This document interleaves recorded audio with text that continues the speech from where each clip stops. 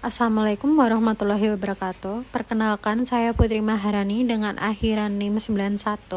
Di sini saya akan menjelaskan latar belakang dari judul paper kami, yaitu Ancaman Radikalisme dan Terorisme di Dunia Islam, Studi Kasus ISIS di Timur Tengah.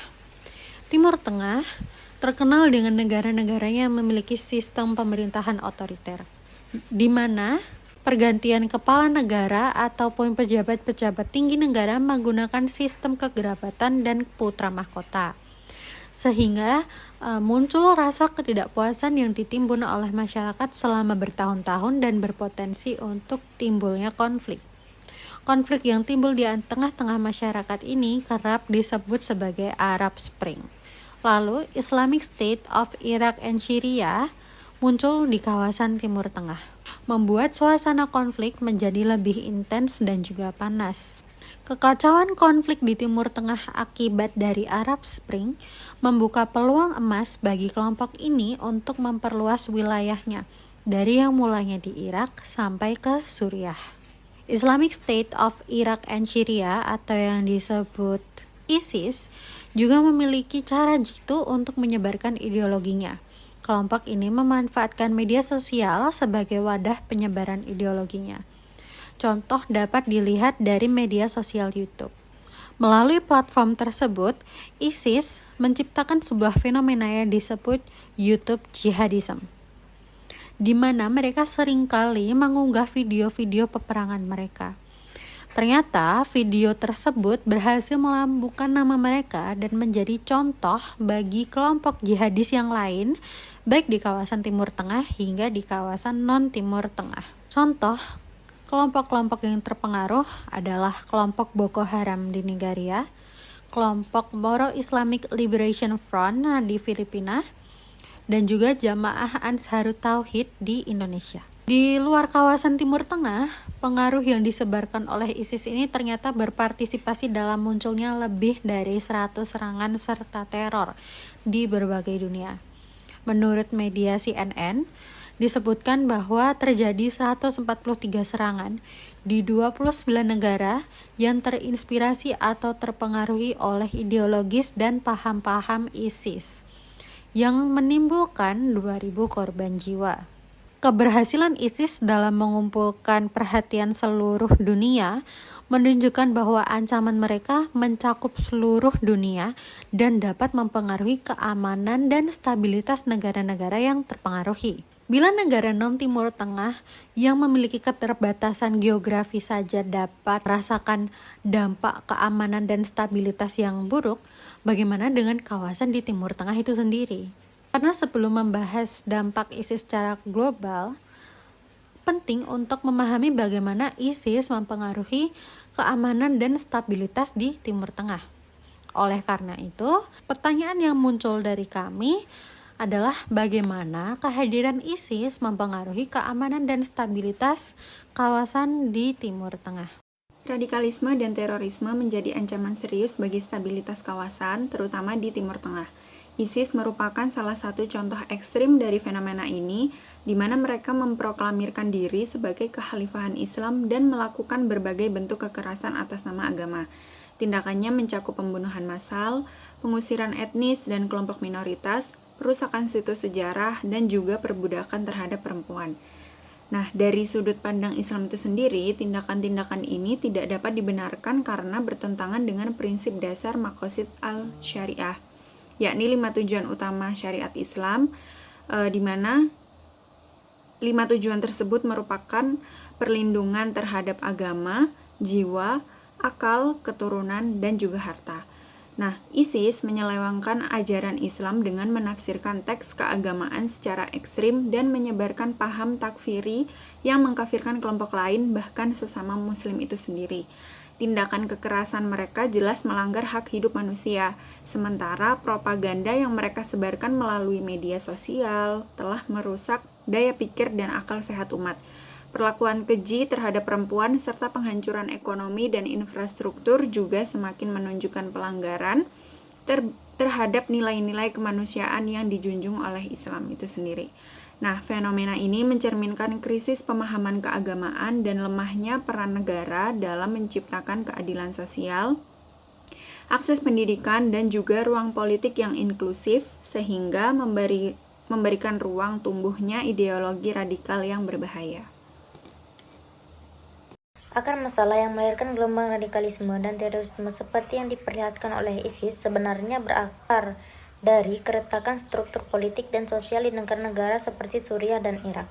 Setelah bertahun-tahun konflik internal, pemerintah yang rapuh dan persaingan kekuasaan menciptakan ruang hampa yang lalu diisi oleh kelompok militan. Ketika warga sipil merasa diabaikan tanpa akses layanan dasar, pendidikan, atau pekerjaan, mereka jadi mudah terpancing janji-janji yang dibisikkan oleh ISIS. Di sisi lain, tidak sedikit kelompok masyarakat yang selama ini merasa disisihkan dan mengalami diskriminasi baik karena faktor etnis maupun agama. Perasaan terpinggirkan ini menimbulkan luka sosial yang dalam, memicu kemarahan, dan menciptakan keinginan untuk membalas. Dalam konteks Irak, misalnya banyak warga Sunni yang merasa kehilangan tempat tinggal mereka setelah rezim Saddam Hussein tumbang dan pemerintah baru dianggap tidak adil terhadap mereka. Ketika ISIS muncul dengan mengklaim diri sebagai pembela kaum tertindas, hal tersebut langsung mendapatkan sambutan. Bagi mereka yang telah lama merasa tidak dianggap, ISIS hadir membawa harapan akan pemulihan martabat. Situasi ini diperburuk oleh kondisi ekonomi yang terpuruk. Kemiskinan dan pengangguran melanda sebagian besar wilayah konflik, membuat tawaran ISIS berupa gaji, perlindungan, dan kebutuhan dasar menjadi sangat menggiurkan. Banyak yang akhirnya bergabung bukan karena keyakinan ideologis, tapi karena dorongan ekonomi dan rasa putus asa yang mendalam. Ini menunjukkan bahwa daya tarik ISIS tidak hanya berasal dari ideologi, tapi juga dari janji kehidupan yang tampak lebih menjanjikan dibanding kenyataan pahit yang mereka hadapi. Faktor lain yang sangat menentukan adalah bagaimana ISIS menyalahgunakan ajaran agama. Mereka menggunakan ayat-ayat Al-Quran secara selektif dan di luar konteks untuk membenarkan tindakan brutal, termasuk pembunuhan dan juga perbudakan. Video-video propaganda yang mereka sebar tidak hanya menampilkan kekerasan ekstrim, tetapi disisipkan dengan simbol dan kutipan agama agar tampak seolah tindakan mereka adalah bentuk ibadah. Bagi orang-orang yang sedang mencari jati diri, merasa bingung di tengah banjir informasi, atau mengalami krisis makna hidup, propaganda semacam itu bisa sangat memikat. Singkatnya, kelompok seperti ISIS tidak tumbuh dan berkembang hanya karena kekuatan ideologisnya. Justru, salah satu faktor utama yang membuat ISIS dapat berakar dan menyebar begitu cepat adalah karena adanya kekosongan dan kegagalan sistemik yang berlangsung lama di negara-negara seperti Suriah dan Irak. Kegagalan sistemik politik untuk menyediakan rasa aman dan keadilan telah menciptakan jurang kepercayaan antara negara dan juga rakyatnya. Pemerintah yang otoriter dan tidak inklusif menyebabkan banyak kelompok merasa tidak terwakili. Kekosongan kekuasaan akibat konflik berkepanjangan menjadikan beberapa negara di Timur Tengah sebagai ladang subur bagi kelompok militan seperti ISIS untuk mengklaim kekuasaan alternatif. Dengan demikian, ISIS adalah gejala dari luka sosial yang lebih dalam. Luka yang harus disembuhkan lewat perbaikan sistemik dan kolaborasi antara semua pihak, yaitu negara, masyarakat sipil, tokoh agama, dan juga komunitas internasional. Baik, kemudian menuju solusi untuk menjawab dampak kehadiran ISIS terhadap keamanan dan stabilitas di Timur Tengah. Dari sini kita bisa melihat dari 3 solusi utama dalam perspektif Islam. Yang pertama yaitu pemurnian pemahaman keagamaan. Jadi teman-teman, tadi sudah dijelaskan, ISIS ini muncul karena kesalahan dalam menafsirkan ajaran Islam secara sempit dan ekstrim. Namun, Islam sendiri merupakan agama yang rahmatan lil alamin dan menolak kekerasan. Oleh karena itu, perlu ada perluasan pemahaman dengan menguatkan peran ulama yang moderat, pendidikan Islam yang kontekstual, serta dakwah yang menekankan kasih sayang dan toleransi. Hal ini seperti yang ditekankan oleh Yusuf Al-Qaradawi, dijelaskan dalam bukunya bahwa Islam ini harus dipahami secara seimbang antara teks dan konteks. Hal ini penting untuk nantinya mencegah generasi-generasi selanjutnya dari pengaruh ideologi yang ekstrim. Kemudian, solusi yang kedua adalah melalui penguatan kerjasama antar negara muslim. Jadi ISIS ini berkembang karena lemahnya solidaritas di antara negara-negara muslim. Namun Islam sendiri justru mengajarkan ukhuwah Islamiyah, yaitu persaudaraan yang kokoh di antara umat. Maka dari itu penting bagi negara-negara muslim untuk bekerja sama seperti melalui forum OKI, baik dalam hal keamanan, pendidikan, maupun deradikalisasi. Kolaborasi ini nantinya bisa mencakup pertukaran informasi, pembentukan kebijakan bersama, serta penolakan kolektif terhadap ideologi kekerasan atas nama agama. Kemudian solusi yang ketiga yaitu pendekatan deradikalisasi dan rekonsiliasi. Dalam hal ini Islam telah dijelaskan bahwa Islam membuka pintu taubat bagi siapapun, termasuk bagi ex-anggota kelompok radikal yaitu ISIS, karena sejatinya banyak dari mereka adalah korban indoktrinasi atau kondisi yang sulit. Maka pendekatan deradikalisasi harus bersifat edukatif dan spiritual, serta juga dibarengi dengan dukungan sosial dan psikologis.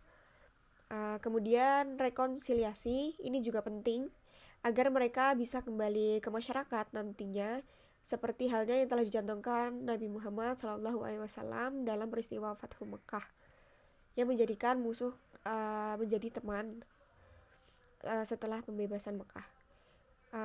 Dengan begini kita bisa memutuskan siklus kekerasan melalui 3 solusi utama dalam perspektif Islam. Kesimpulannya adalah radikalisme dan terorisme seperti yang dilakukan kelompok ISIS bukan hanya persoalan kekerasan, tetapi ancaman nyata bagi stabilitas global dan wajah ajaran Islam yang sejati. ISIS telah menyimpang nilai-nilai luhur Islam yang dalam maqasid al-syariah justru menekankan pentingnya menjaga agama, nyawa, akal, keturunan, dan harta. Sayangnya, aksi mereka malah menodai semua prinsip itu. Namun, kemunculan ISIS tidak terjadi dalam ruang hampa. Mereka tumbuh di tengah ketidakadilan sosial, konflik berkepanjangan, dan krisis identitas yang belum terselesaikan, terutama di negara-negara seperti Suriah dan Irak. Inilah mengapa solusi kita tidak bisa setengah-setengah. Kita butuh pendekatan komprehensif dan berkelanjutan yang mencakup 3 hal penting. Pertama, meluruskan pemahaman agama dengan pendidikan Islam yang moderat dan relevan dengan realitas zaman. Kedua, membangun kerjasama antar negara muslim untuk melawan radikalisme lewat diplomasi, keamanan, dan pendidikan. Yang ketiga, memberikan jalan pulang bagi mantan simpatisan lewat proses deradikalisasi yang manusiawi dan inklusif. Karena pada akhirnya ISIS bukan hanya masalah ideologi, mereka adalah cermin dari luka sosial dan kegagalan sistemik yang dibiarkan terlalu lama. Jadi mari kita lawan radikalisme dengan ilmu, cinta, kasih sayang, dan keadilan, bukan dengan kekerasan, tapi dengan kemanusiaan, karena itulah inti sejati dari Islam.